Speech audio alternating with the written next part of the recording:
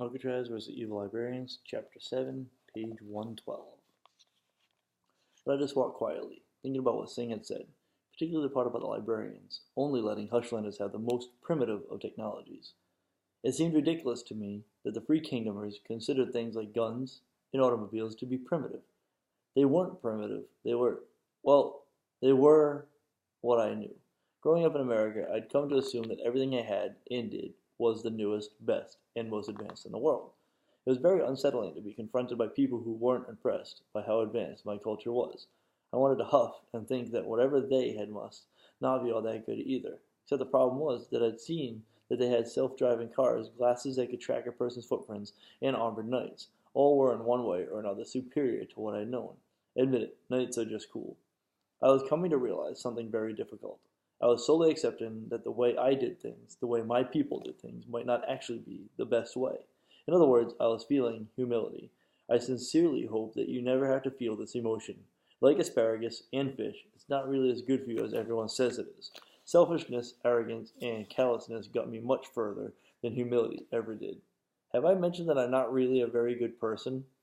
A small group reached the end of the unmarked hallway. Bastille still in the lead. She paused, holding up a hand, peeking around the corner. Then she continued onward, her platform sandals making a slight noise as she stepped onto a carpeted floor. Singh and I followed. The room beyond was filled with books. Really filled.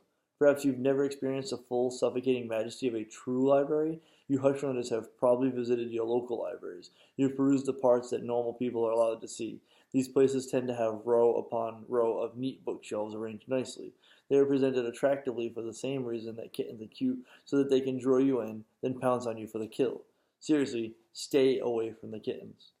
Public libraries exist to entice. The librarians want everyone to read their books, whether those books are deep and poignant works about dead puppies or non-fiction books about made-up topics like the Pilgrims, penicillin, and France. In fact, the only book they don't want you to read is the one you're holding right now.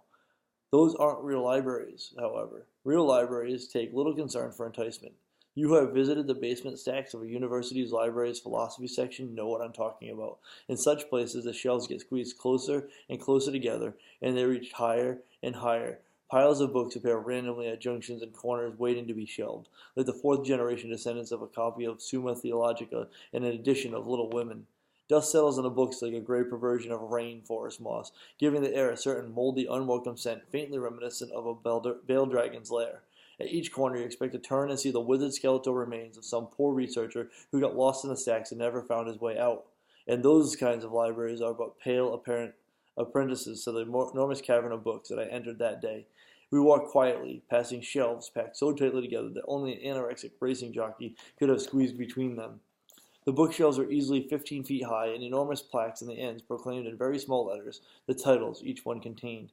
Long wooden poles with pencil-like hooks leaned against some shelves, and I get the impression that they were used for reaching between the shelves to pull out books. No, I thought, it would take a ridiculous amount of practice to learn to do something like that. I must be wrong.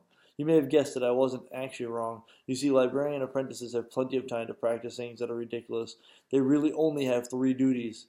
First, to learn the incredibly and needlessly complicated filing system and to use to catalog books in the back library stacks. Second, to practice with the book hooks. Third, to plot ways to torture an innocent populace.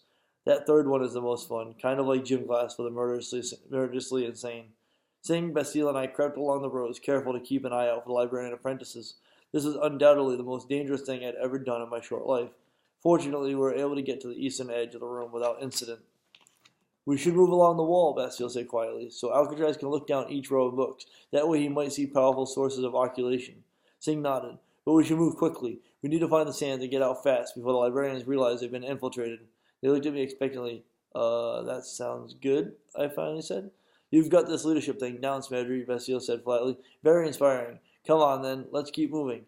Bastille and Singh began to walk along the wall. I, however, didn't follow. I had just noticed something hanging on the wall above us. A very large painting that appeared to be an ornate, detailed map of the world, and it looked nothing like the one I was used to. Chapter 8, and I'm going to stop there.